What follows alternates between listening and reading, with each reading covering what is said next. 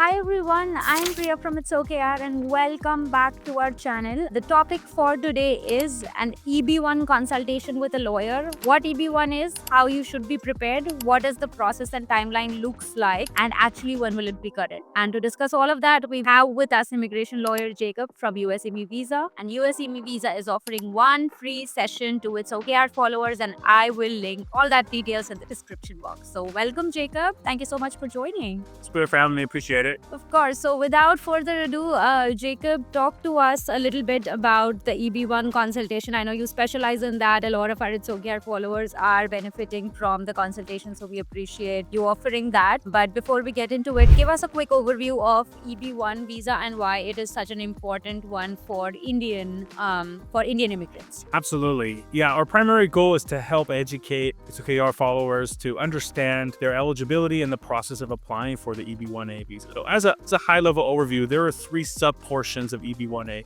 or EB1, excuse me. There's EB1 A, B, and C. EB1 A is a self-petition application for applicants of extraordinary ability, right? The reason why this is such an attractive option is that the visa processing time for EB1 is so much quicker than traditional, it's so much quicker than other employment-based visas, right? A large majority of Indian applicants who have EB2 priority dates will not actually obtain their residency card through that process for,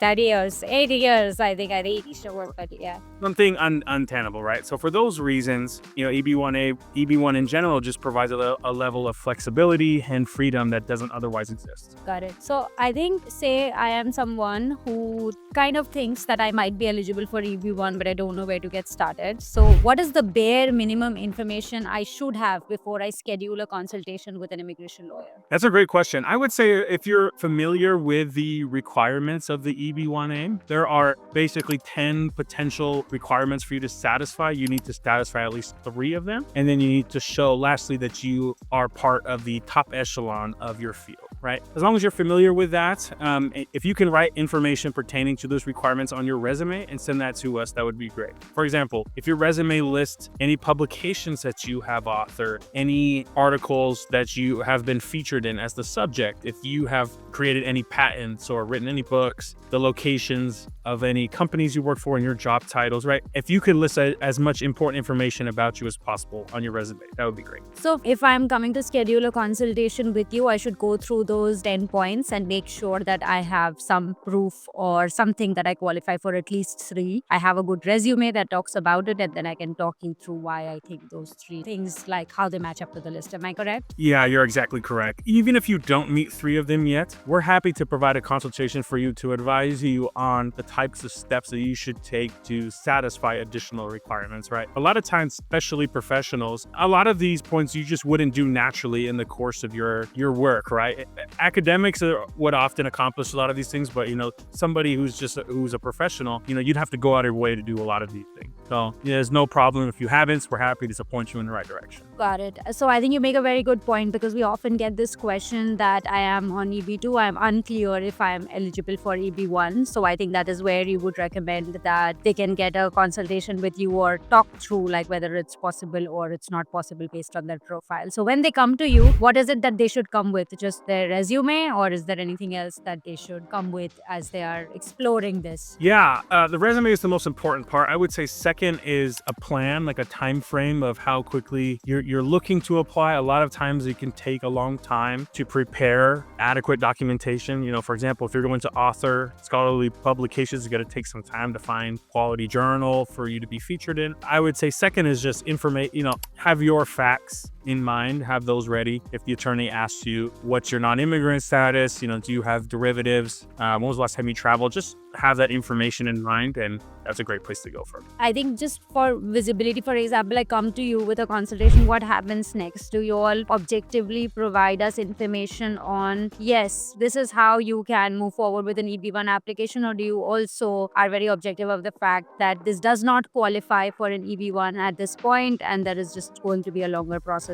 Because I also want to be mindful of people, not everyone will qualify for it. So would you all also be very clear clear in letting people understand that this is not just a good fit at all? Absolutely, yeah. We're not in the business of taking money from people who don't qualify, right? We don't want to. We just want to provide objective information for people here. So anybody who wants to qualify and doesn't yet, I'm just going to be straight up and say, you don't yet qualify. Here's what you would need to do, right? Especially with the increasing amounts of EB1 A applicants or EB1 applicants in general from India and from China, it's going to become, in my opinion, a little more difficult to get approved. And therefore, you'd want to have more evidence and a higher quality of application compared to the field for you to have the best possible chance at approval. Thank you for sharing that. And the reason I wanted everyone to be understand this very clearly is there is generally a lot of confusion on whether I qualify, whether I don't qualify. And there is just so much information out there on the internet on how you think you can qualify. But here you have an opportunity to directly have a conversation with an immigration lawyer who will then objectively tell you whether this is a good idea or you still need to do like 10 or 14 things before we can even get to the next step. So hopefully people get that from it. But for example, I come in and you see that, yes, you kind of qualify for EB1. What is the process and timeline going to look like? And what does that mean, like working with an immigration lawyer?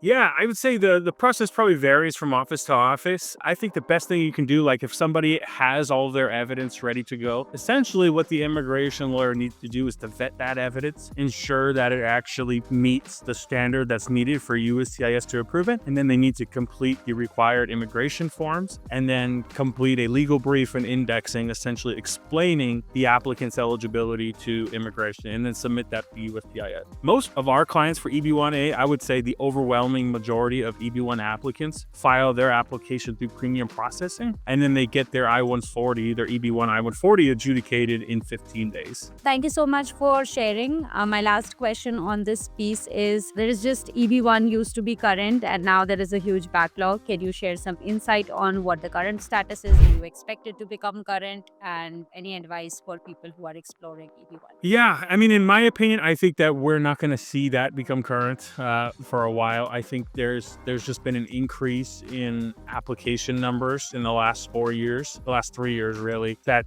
has essentially resulted in a bottleneck. There is a service I would recommend any EB1 applicants curious about visa bulletin predictions for EB1. There's something called the Enhanced Visa Bulletin that I was introduced to by another immigration attorney. His name is James Holm. And essentially using predictive data and using other models helps to anticipate what the visa bulletin will look like in a certain amount of time. So I do like this service. And if you look online, you can find this on there if you're curious about prediction. Yes, AI-based immigration. I think that we kind of need that in this space. But no, just from a dates perspective, what is it today? What do you think may or may not look like? Or is there any movement that you think, like any of your thoughts would be helpful? Yeah, it's February 1st, 2022 right now, as of November 2024. As far as what movement, what do I expect will happen? I think that the Department of State and USCIS are being conservative with their visas. You've seen very little movement here since October, even December. There's not great movement forward. So I think they're trying to be conservative. I think that they're planning on staggering issuing the rest of those visas throughout the year and trying not to let them all out at once. So I do think we'll see some slow to moderate movement forward this year. And do you expect, and I know you mentioned about the fact that because of the increase in application, there is a lot more scrutiny. Do you expect a lot more rejections to happen, a lot more RFEs? Like, what is the primary reason for an RFE or a rejection on EB1 generally?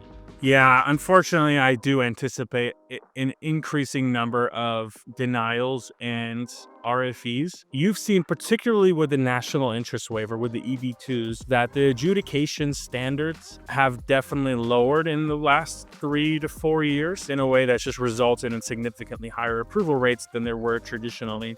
So I do think that there will be an increase there. Will it be a substantial one? I don't know. I think that the ability for people to satisfy the EB1 requirements is a lot easier now than it used to be, let's say 10 years ago. I think there's a lot more media available. There's a lot of additional channels available to produce content or quality work that I think makes it easier from a work product perspective, even if immigration standards will potentially get more difficult. Thank you so much for those insights. Before we wrap it up, what is the biggest reason you have seen for an EB1 rejection most of the time? Arbitrary discretion, truly. So I've seen people several times even this year who have satisfied 3 or 5 of the regulatory requirements and then were denied on a final merits determination, essentially saying, even though you meet these 5 regulatory requirements, we don't think you're at the top echelon of your field, right? And that's a tough one to counter. Essentially, you want to overwhelm the officer with evidence to show you're clearly one. Yeah, exactly. That's exactly. Yeah, so you've met the 5, but you're still the best. So I think in the field. So I think that is a hard one. So something like that is getting more and more under, like, is something that people need to satisfy before they can get it, correct? Exactly. Yep. And Got this is just a gut feeling, unfortunately, it seems like with USCIS. So yeah, that's how it goes. Got it. Okay, thank you so much. And if you're exploring EB1, best of luck to you. Hopefully this video was helpful and it will help you pursue your EB1 journey. Thank you so much, Jacob, for joining, and we'll be back with another segment. And if things aren't going your way, remember, it's okay, Yaar. Until next time, this is Priya signing off. Thank you, Priya.